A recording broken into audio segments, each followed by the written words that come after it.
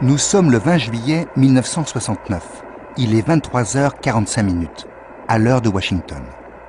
Dans quelques instants, près de 700 millions de téléspectateurs vont assister à un appel téléphonique comme il n'y en a jamais eu. Go ahead, Mr. President. Hello, Neil and Buzz. I'm talking to you by telephone from the Oval Room at the White House. And this certainly has to be the most historic telephone call ever made. I just can't tell you how proud we all are of what you... For every American, this has to be the proudest day of our lives. And for people all over the world, I am sure they too join with the in recognizing what an immense feat this is. Because of what you have done, the heavens have become a part of man's world.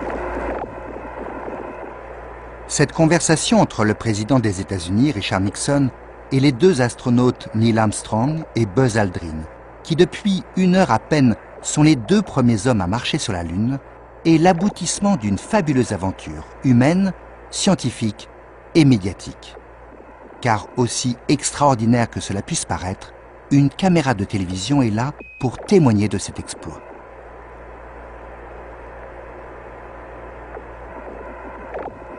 Dans les années 1950, les États-Unis et l'URSS se sont lancés dans une course effrénée pour la conquête de l'espace.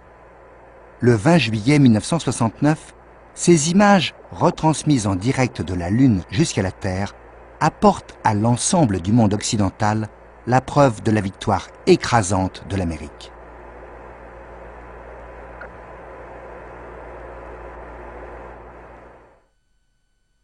Pour les téléspectateurs, le grand voyage a commencé il y a 4 jours, ici à Cap Canaveral, en Floride.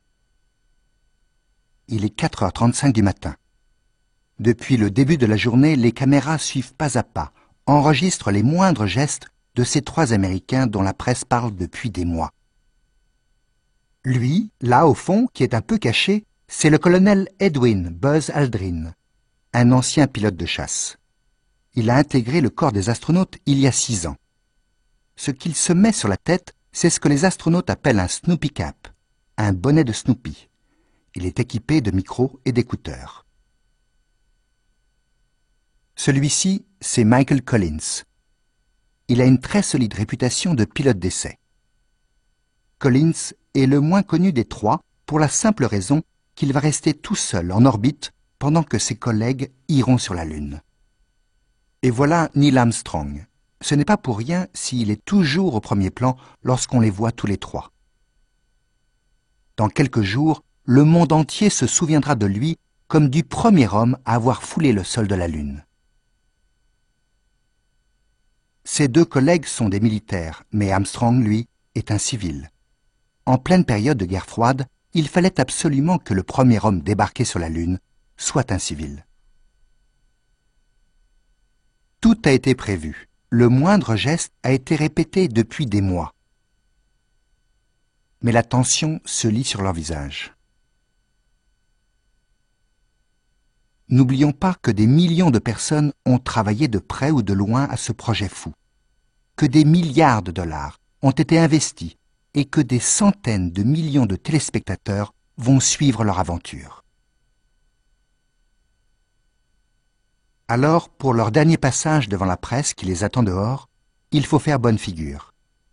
Oublier les 80 kilos des combinaisons et offrir sourire et au revoir décontracté. Un instant. Sur la porte, c'est un signe, c'est celui de la mission Apollo 11. Chaque mission a le sien. Dans un premier temps, c'est un aigle avec un rameau d'olivier dans le bec et les serres tendues vers la Lune qui avait été choisie. Mais jugée trop agressive, cette image a été remplacée par celle d'un aigle tenant le rameau dans ses serres. Image exprimant à la fois puissance et pacifisme.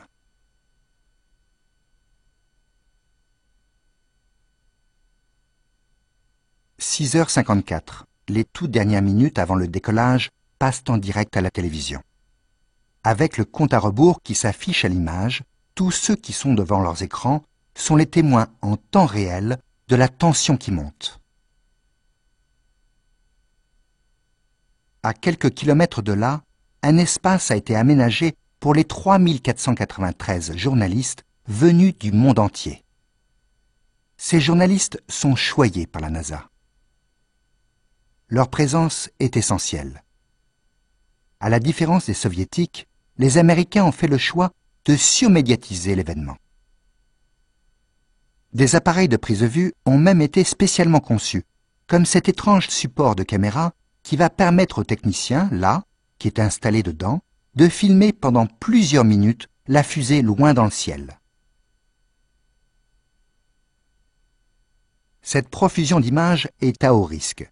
Si la mission échoue, la catastrophe sera vue de tous. Mais si elle réussit, le bénéfice pour les États-Unis sera colossal.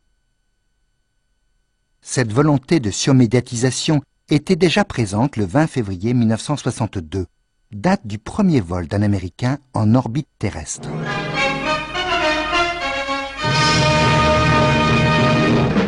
Le colonel John Glenn a inscrit aujourd'hui son nom dans la courte liste des conquérants de l'infini. Et c'est la première fois que le monde entier a été convié à assister à ce départ extraordinaire d'un homme pour le cosmos. Dans toute l'Amérique, des foules suivent ce même départ sur les écrans de télévision. Dans le blocos de commandement, le compte à rebours, après s'être interrompu 5 fois, arrive à sa fin. 3, 2, 1, 0.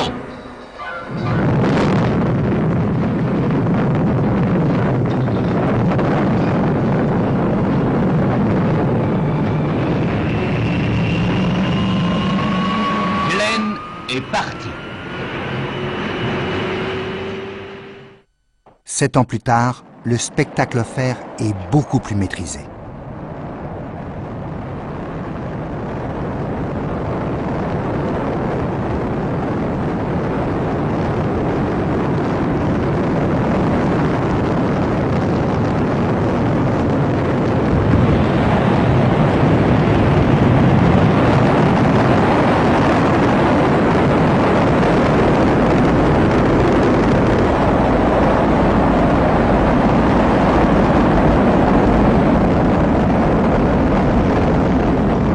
La NASA est passée grand maître dans l'art de filmer ses décollages.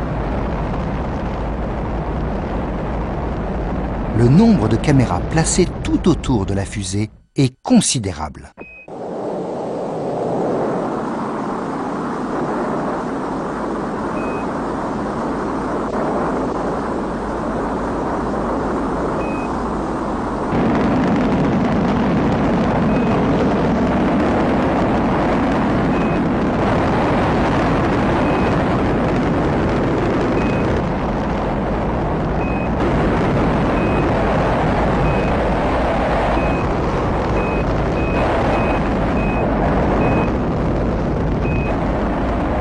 Il y a au moins 17 caméras.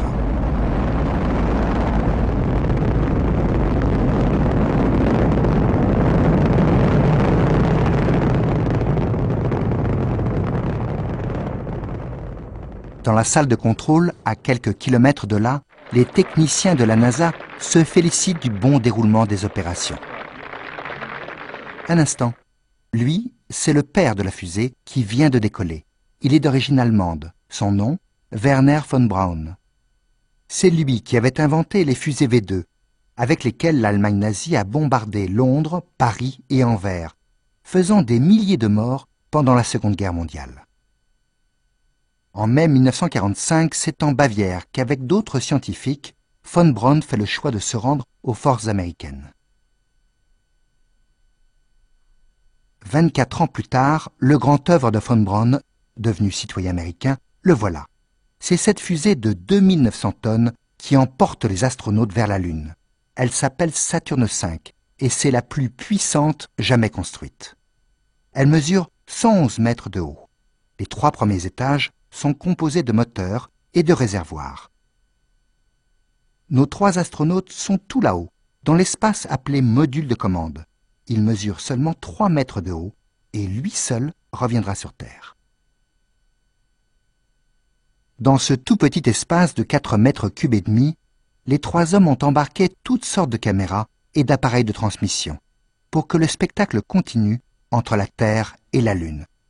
pour qu'ils puissent offrir presque tous les jours des images aux téléspectateurs. À chaque fois, elles vont passer à une heure de grande écoute.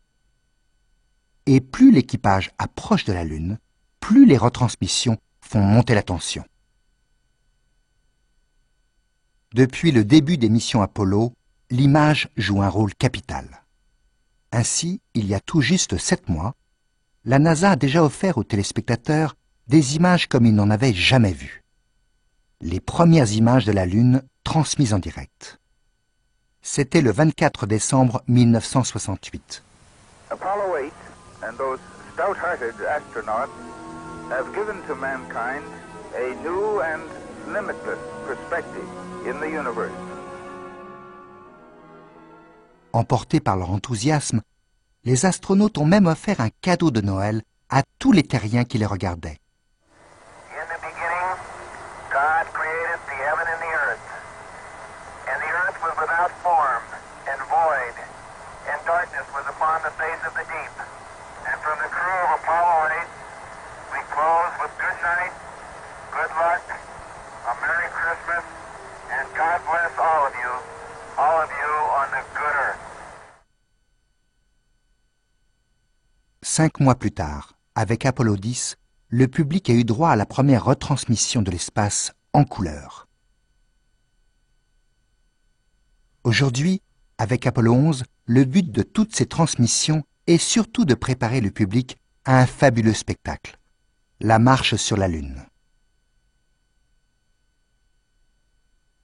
Lunettes de soleil sur le nez, Buzz Aldrin prépare le module lunaire, aussi appelé LEM, avant la descente. S'il porte ces lunettes noires, c'est parce qu'elles sont absolument indispensables. Dès que l'on sort de l'atmosphère, plus rien ne filtre les rayons du soleil. Un instant, là, dans le coin, cette caméra. Ce n'est pas celle dont nous regardons les images. C'en est une autre. Dans ce minuscule navire spatial, envoyé à des centaines de milliers de kilomètres de la Terre, il y a des caméras partout.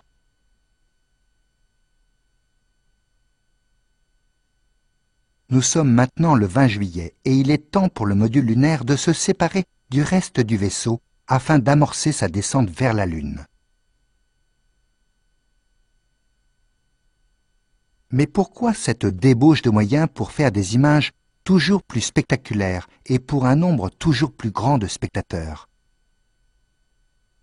C'est à cause de cet incroyable défi que les Américains et les Soviétiques se sont lancés dès le milieu des années 50, la conquête de l'espace. Tout a vraiment commencé il y a une douzaine d'années, avec un drôle de son, un espèce de bip-bip qui venait de l'espace. Le 4 octobre 1957 à 22h33, heure de Moscou, le premier de tous les satellites est envoyé dans l'espace. Son nom, Spoutnik. En russe, Spoutnik veut dire compagnon. La mise en orbite autour de la Terre de cette boule de métal de 84 kg est une grande victoire pour les Soviétiques. Du côté de Washington, on a parlé de Pearl Harbor technologique. Un mois plus tard, nouveau revers pour l'Amérique. Le premier être vivant envoyé dans le cosmos est lui aussi soviétique.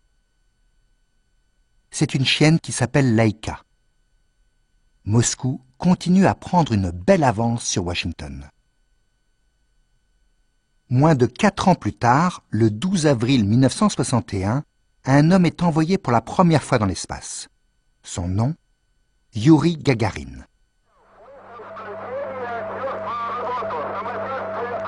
Pour l'URSS, la victoire est immense, et ces images font le tour du monde. Elles témoignent, une fois encore et avec force, de l'avance écrasante des Soviétiques. Mais le 25 mai 1961, alors que l'Amérique n'a toujours pas envoyé d'hommes en orbite terrestre, le président John Kennedy prononce devant les caméras un discours qui va changer le cours de cette histoire. I believe that this nation should commit itself to achieving the goal before this decade is out of landing a man on the moon and returning him safely to the earth. Ce jour-là, en quelques mots frappants, le programme Apollo est lancé. Landing a man on the moon and returning him safely to the earth.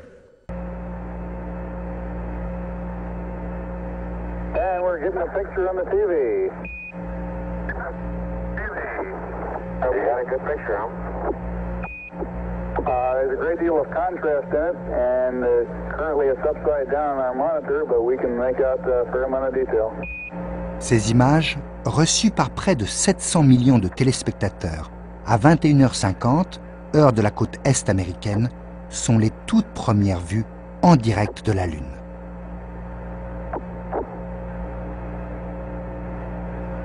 Okay, Neil, we can see you coming down the ladder now. Neil, we can see you coming.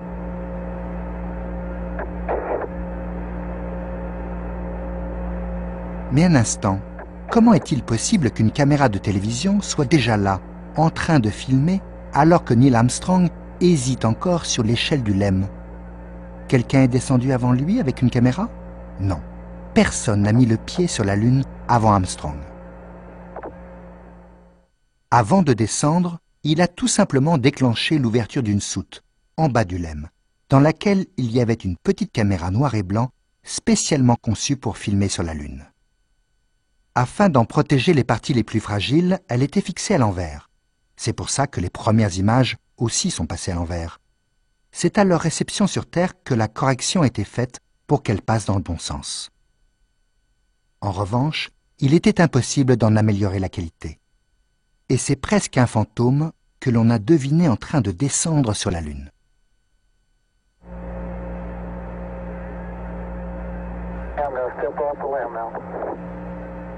Il est maintenant 21h56.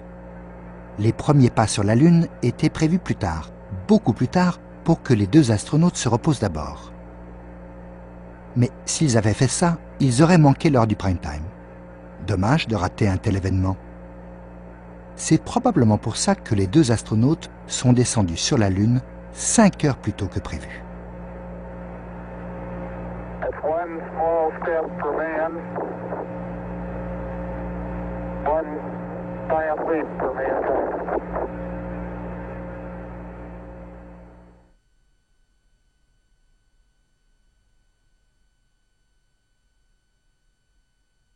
Pendant ce temps-là, tout seul dans le module de commande, Michael Collins est en orbite autour de l'événement historique.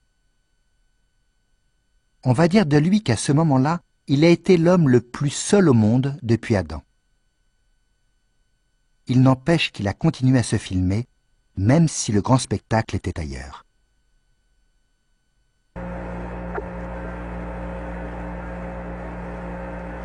Neil Armstrong, qui a été rejoint par Buzz, est sur la Lune depuis une bonne demi-heure.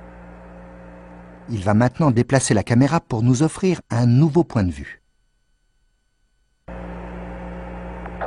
how's the temperature looking there? Temperature of the camera is showing cold. I got plenty of cable. You got plenty more. Et comme on va pouvoir le constater, rien n'est laissé au hasard. Straight south. Roger, and we see the shadow of the LEM.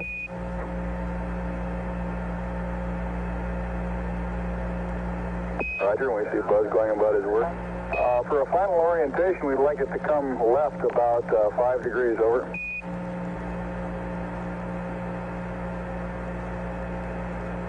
Back to the right about half as much. Okay.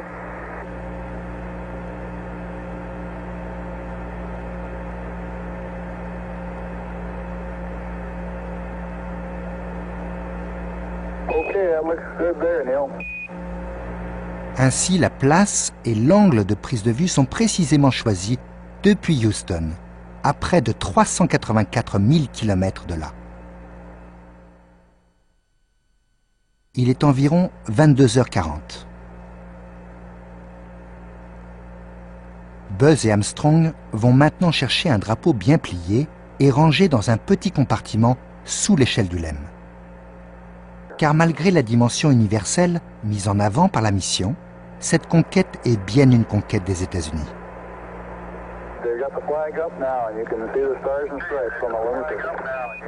Ces images aident à mieux comprendre le but réel du programme Apollo.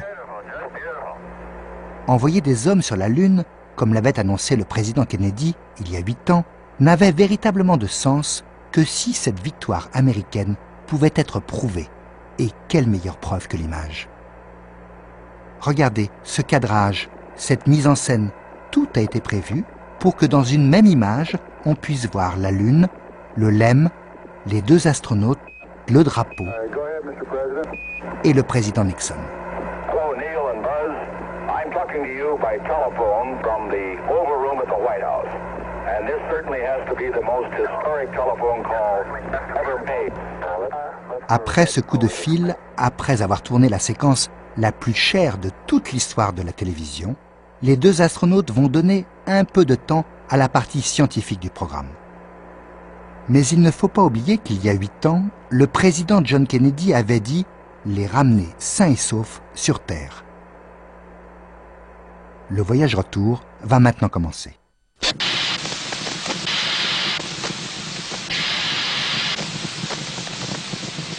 11h35, le 24 juillet 1969. La capsule Apollo en route vers la Terre amorce son entrée dans l'atmosphère. C'est une opération à haut risque. Il continue pourtant à filmer. L'angle d'entrée de la capsule dans l'atmosphère ne doit pas varier de plus de 2,5 degrés. Sinon, la capsule risque de rebondir sur la couche atmosphérique et d'errer pour toujours dans l'espace avec les 3 astronautes. Dehors, la température due au frottement de la capsule sur l'air monte aux alentours de 2800 degrés. Ces taches de couleur que l'on aperçoit, c'est de la matière, du magma en fusion. À l'intérieur, la température approche des 40 degrés. En à peine 120 km, ils doivent passer de la vitesse de 40 000 km/h à celle de 30 km/h. À une altitude de 7300 mètres, un premier parachute de freinage est ouvert. À bord du porte-avions Hornet, le président des États-Unis attend à une quinzaine de kilomètres du point prévu pour l'amérissage de la capsule.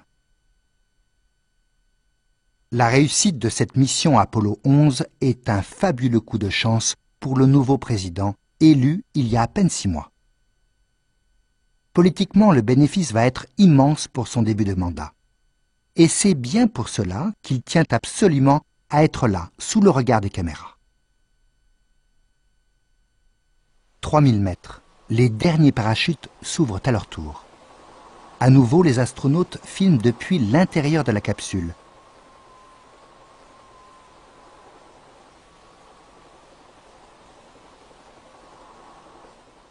Et ces images vont servir à médiatiser pendant des années l'histoire de ce premier voyage sur la Lune.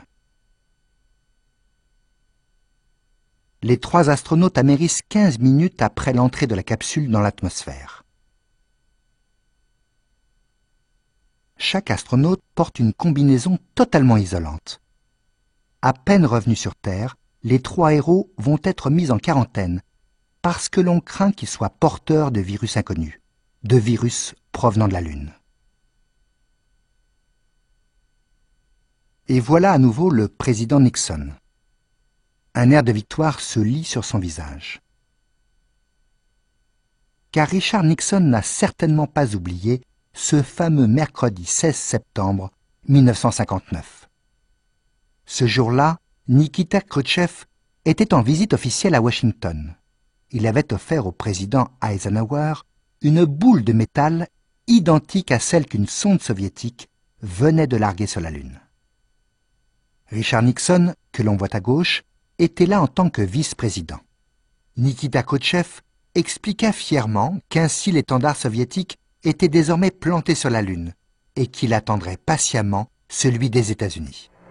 Oh, it's beautiful, Mike. It really is.